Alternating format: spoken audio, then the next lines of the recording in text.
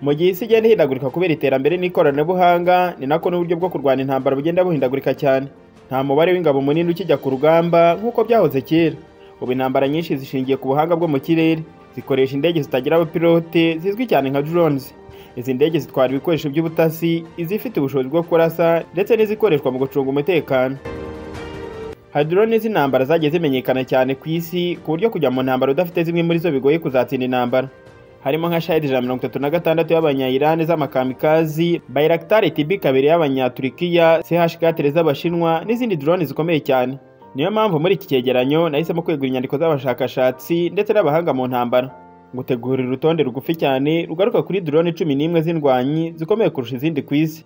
Turareba igihugu cyazikoze, ubushobozi bwazo, ikoranabuhanga ryazo, intera zigenda, igihe zimara mu kirere, intera zirasamo, ubukana bw'ibisasu zitwara, igiciro zigura, intambara zakoreshejwemo, umwihariko wa buri umwe ndetse n'ibindi byihariye kuri buri drone.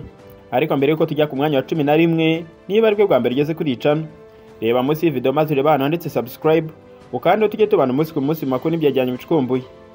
Iyi ni ibyegeranyo TV Rwanda. Nge ndi Theogene, mbahaye ikaze.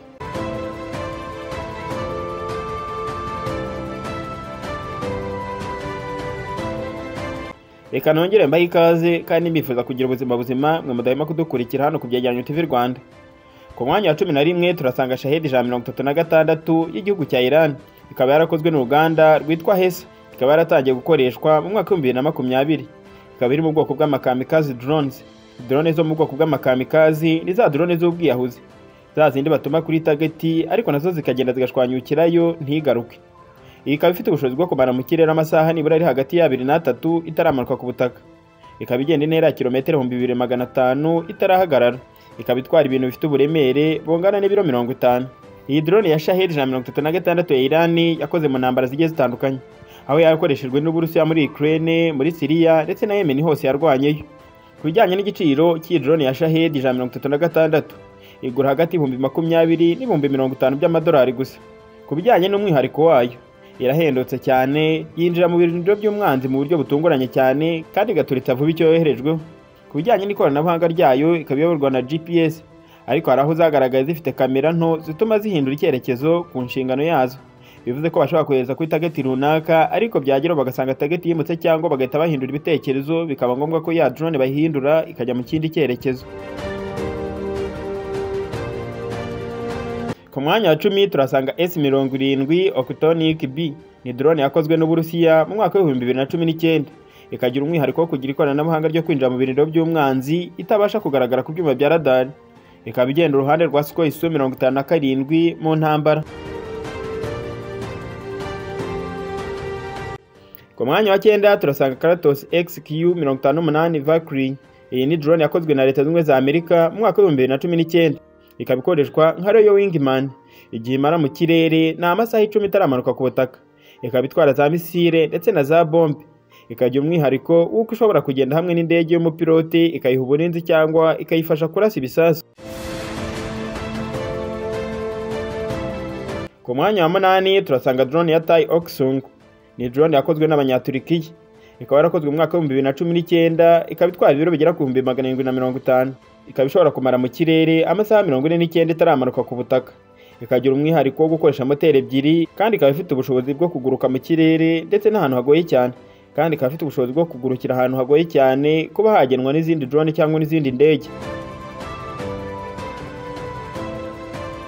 Ku mwanya wa 7 turasanga Elbit Hermes 900 ya Israel.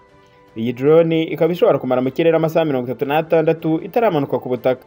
Ikaba yikorera ibisasu bifite uburemere bingana n'ibiro 300. Igiciro cy'iyi drone ushaka kuyigura ni $25,000,000. Ikaba yararwanye mu ntambara zigiye zitandukanye harimo nka Gaza, Colombia ndetse n'ahandi. Iyi drone ikaba ifite umwihariko wo kubikoreshwa no mu bikorwa by'ubutabazi. Ikaba ifite umwihariko wo gukoreshwa mu bikorwa by'ubutabazi, ikaba ifite sesi ihanitse cyane.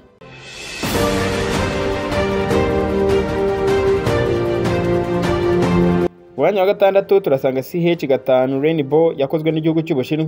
Ikaba yarakozwe mu mwaka wa 2017. Ikaba ishobora kwikorera ibiro bigera ku 1200. Ikaba ishobora kumara mu kirere amasaha agera kuri 60 yose itaramanuka ku butaka. Iyi drone ikaba yararwanye mu ntambara zigiye zitandukanye harimo nka Yemen na Ethiopia ndetse n'ibindi bihugu. ikaba ifite umwihariko wo kuba idasanzwe mu kurasa ibisasu binini, kandi ikaba imwe muri drones zishobora kumara igihe kirekire hejuru mu kirere zitaramanuka. Ku mwanya wa gatanu turasanga Heron TP y'Abanya-Isiraheli. Iyi ni drone ikomeye cyane ya Isiraheli ikoreshwa mu mirwano ikomeye no gutwara ibikoresho byinshi. Ikaba ari drone yakozwe mu mwaka wa 2004, yatangiye gukoreshwa muri 2010. Ikaba ishobora kumara amasaha igera kuri 30 yose mu kirere itaramanuka, ikagenda intera ya kilometero 7,400. Ikaba ishobora gutwara ibisasu biremereye bishobora no kugera ku biro 2,700. Ikaba yarakoreshejwe mu ntambara zigiye zitandukanye harimo nka Gaza ndetse na Sudan. Iyi drone uyishaka wakwitwaza akayabo ka miliyoni 40 z'amadolari ya Leta Zunze Ubumwe za Amerika. Ku bijyanye noneho n'umwihariko wayo, iyi drone ishobora kurasa no kugenzura icyarimwe. Ikaba ifite ubushobozi bwo gukorera mu butumburuke bwo hejuru cyane. Ku mwanya wa kane turasanga Winglong 2 y'Ubushinwa. Iyi ni drone ikomeye cyane y'igihugu cy'Ubushinwa. Isa cyane cyane na MQ/Line 9 y'Abanyamerika, ariko iyi irahendutse kurusha MQ/Line 9 y'Abanyamerika. Iyi drone ya Winglong 2 yakozwe mu mwaka wa 2015, yatangiye gukoreshwa muri 2018. Ikaba ishobora kumara amasaha 32 mu kirere itaramanuka ku butaka. Ikaba ishobora kugenda intera ya kilometero 1,500. Ikaba ishobora kugurukira mu butumburuke bwo hejuru cyane muri metero 9,900. Igakoresha ibisasu bigiye bitandukanye harimo nka AGM, bombs, missiles n'ibindi bisasu. Ikaba yarwanye mu ntambara zigiye zitandukanye harimo nk'intambara ya Libya, Yemen n'ahandi. Iyi drone uramutse uyishaka wakwitwaza amadolari ari hagati ya miliyoni 1 na miliyoni 2 z'amadolari ya Leta Zunze Ubumwe za Amerika. Ku bijyanye noneho n'umwihariko wayo, iyi drone ni imwe muri drone zoherezwa cyane mu mahanga n'Abashinwa. Ikaba ikoreshwa n'ibihugu byinshi muri Afurika no mu Burasirazuba bwo hagati.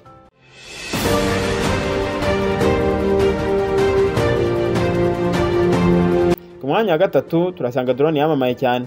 Ni drone karabutaka ku buryo kujya mu ntambara udafite drone uba utizeye ko ugomba gutsinda intambara. Ni imwe muri drone ebyiri zamenyekanye cyane ku rugamba rw'iki gihe. Iyo ni Bayraktar TB2 y'Abanyaturikiya. Ni drone yahinduye amateka y'intambara ku rugamba muri iki gihe, cyane cyane ku rugamba rwa Karabakh no muri Ukraine. Iyi drone ikaba yarakozwe n'Abanyaturikiya mu mwaka wa 2014, yatangiye gukoreshwa muri 2016.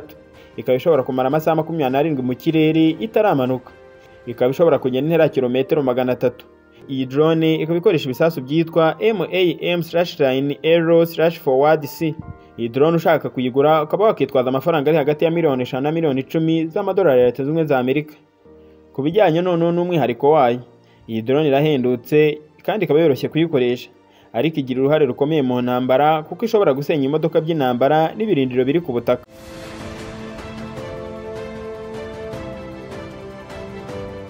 Ku mwanya wa kabiri turasanga RQ/Line 4 Global Hawk.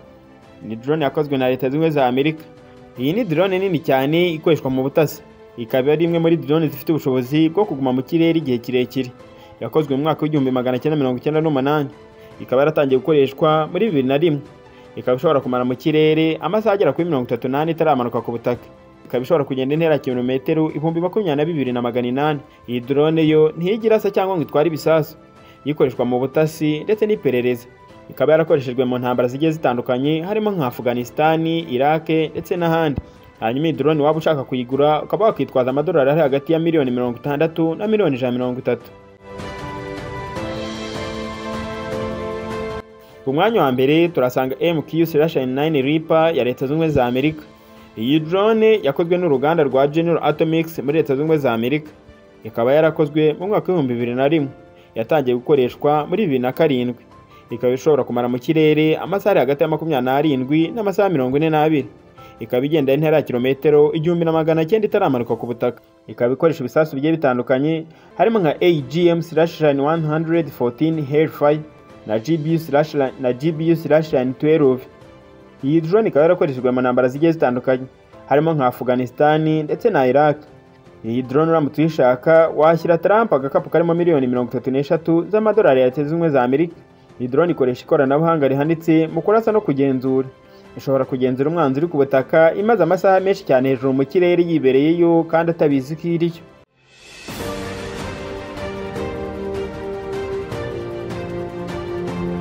Hari kwifuza ko twazaguteguriraho wakitwandikira muri comment.